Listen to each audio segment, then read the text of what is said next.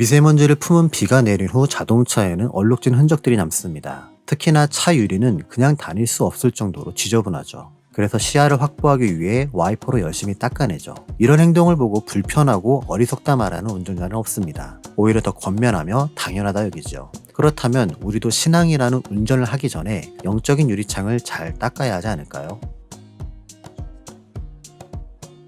사람들은 예수님의 가르침에 그다지 관심이 없었습니다. 대신 기적과 능력으로 하나님을 알기 원했죠. 오늘날 말씀의 본질보다는 축복과 은혜만 선호하는 어떤 이들처럼요. 그래서 예수님은 그들에게 요나의 표적 외에는 보여줄 게 없다 하십니다. 요나는 니느웨로 가라는 하나님의 명령에 불순종한 선지자입니다. 원수 같던 니느웨 사람들에게 구원의 메시지가 전달되는 게 달갑지 않았던 요나는 니느웨 대신 다시스로 가는 배에 탑승하죠. 하지만 풍랑으로 인해 인당수에 던져진 심청이처럼 제물로 바쳐지고 물고기 뱃속에 3일간 갇혀 있다가 살아납니다. 그 후 처음 명령대로 니느웨로 가서 회개하고 돌아오라는 하나님의 뜻을 전했고요.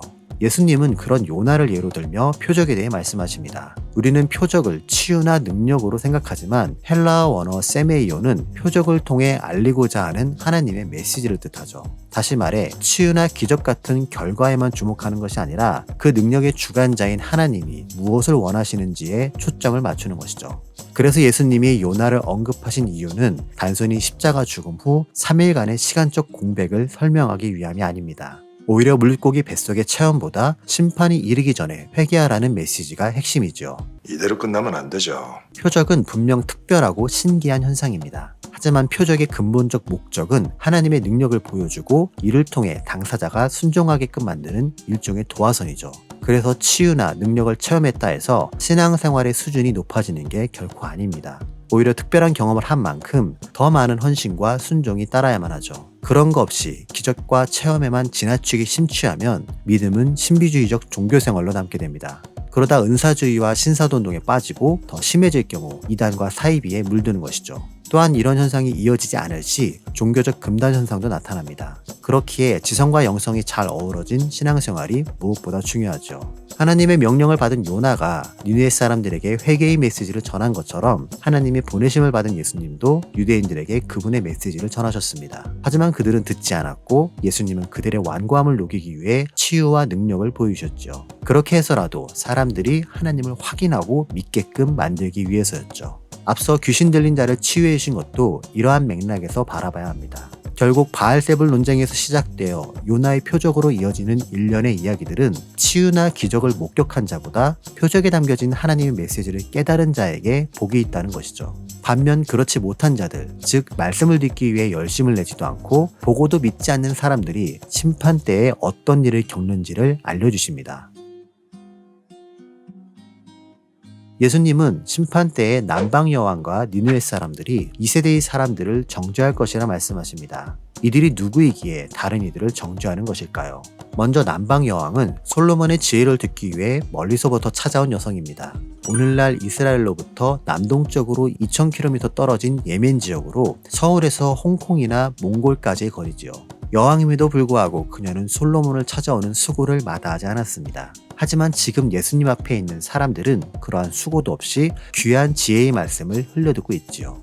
그래서 남방 여왕은 라떼는 말이야 2000km나 떨어졌어도 지혜를 듣기 위해 먼 길을 떠났어. 그런데 니들은 지금 솔로몬보다 큰 예수님을 앞에 두고 뭐 하는 거니? 라는 질책을 할 수 있겠죠. 또한 니느웨 사람들은 요나의 메시지를 듣고 회개한 사람들입니다. 요나가 물고기 뱃속에 3일간 갇혀 있었다곤 하지만 증거가 없었죠. 요나를 바다에 던진 선원들이 증인이 되어준 것도 아니고요. 그럼에도 니느웨 사람들은 그의 고백을 믿었고 그가 전하는 회개의 메시지도 수용했습니다. 그래서 니느웨 사람들은 야, 우린 요나의 얘기만 듣고도 믿었어. 니들이 원수처럼 여겼던 우리한테도 그 정도 믿음의 순수함이 있단 말이야. 그런데 너희는 어쩌자고 요나보다 더 큰 예수님을 믿지 못하냐? 라면서 질책할 수 있는 것이죠.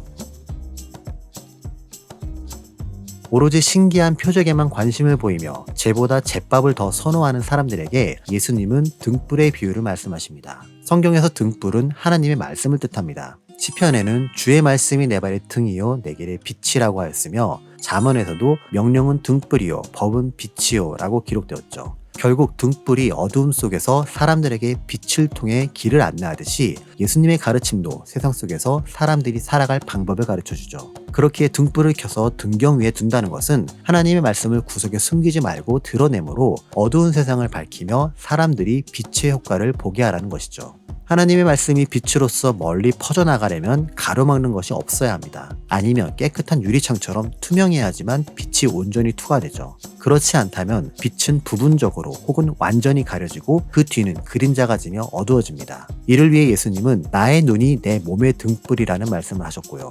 안타깝게도 이 비유가 매우 철학적인 표현이라 그동안 그 뜻을 온전히 이해하고 적용하기 어려웠습니다.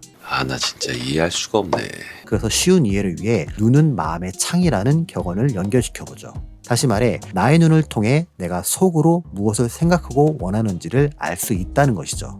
내 눈은 유리창입니다. 그리고 내 안에는 성령이자 하나님의 말씀인 빛이 있고요. 이때 눈이 깨끗한 유리창처럼 잘 닦여 있다면 내 안에 있는 빛도 창을 통과하여 주변을 밝히게 됩니다. 반면 내 눈이 더럽고 지저분하다면 내 안의 빛도 흐릿하게 보여 주변을 밝히기 어렵죠. 이는 나로 인해 하나님의 말씀과 성령이 타인에게 제대로 전해지지 않을 수 있다는 걸 의미합니다. 꿈속이나 말 아래 놓인 등불처럼 어두운 마음과 심령으로 가려진 하나님의 말씀은 사람들에게 충분한 역할을 하지 못하지요. 또한 성경에서 눈은 사람의 마음 상태뿐만 아니라 하나님에 대한 반응에도 쓰입니다. 내가 눈으로 보는 것이 나의 가치관이자 삶의 목표와 태도로서 드러나는 것이죠.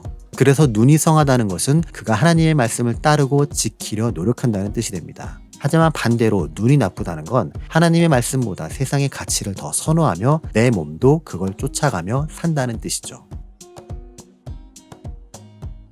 우리는 마음의 찔림으로 이 사실을 받아들이고 적용시켜야 합니다. 유대인들은 택함받은 민족이기에 오로지 자기들만 구원받는다 생각했습니다. 크리스천도 예수를 믿기 때문에 내 구원은 당연하며 이미 완성된 것으로 생각하고요. 유대인들은 율법의 약속을 주장하며 제사로 자기들의 죄를 씻을 수 있다 생각했습니다. 크리스천도 회개의 기도를 주문 삼아 무슨 짓을 해도 다 용서받을 것처럼 안심하고 있죠. 유대인들은 예수님의 가르침보다는 표적과 능력으로 하나님을 알길 원했습니다. 크리스천도 말씀에 대한 실천보다는 날 위한 하나님의 은혜와 축복만을 간구하고 있지요. 이렇듯 2000년 전의 그들을 지금의 우리가 따라하며 습관적인 종교생활에 젖어들고 있는 건 아닐까요? 하나님의 인도하심을 따른다 말하지만 인생의 플랜은 자기 마음대로 짜는 사람, 하나님이 원하시면 가겠다 말하지만 그 길이 순탄치 않아 보이면 외면하는 사람, 기도할 땐 하나님 앞에 울며불며 매달리지만 응답받으면 언제 그랬냐는 듯 잊어버리는 사람, 주일에는 말씀대로 살겠다 다짐하지만 평일에는 육신의 만족과 세상의 가치를 쫓는 사람, 나도 사람이라며 육신의 안목을 단단히 붙들고 이걸 채우려 기도로 땡깡 부리는 사람, 그런 인본주의적 신앙이 나의 소중한 삶을 지키는 것이라며 최면을 거는 사람, 어쩌면 우리가 이걸 신앙이라 믿고 그걸 이루는 게 믿음이라는 착각 속에 사는 건 아닐까요? 문제점을 알았으니 이제 해결책을 줄게.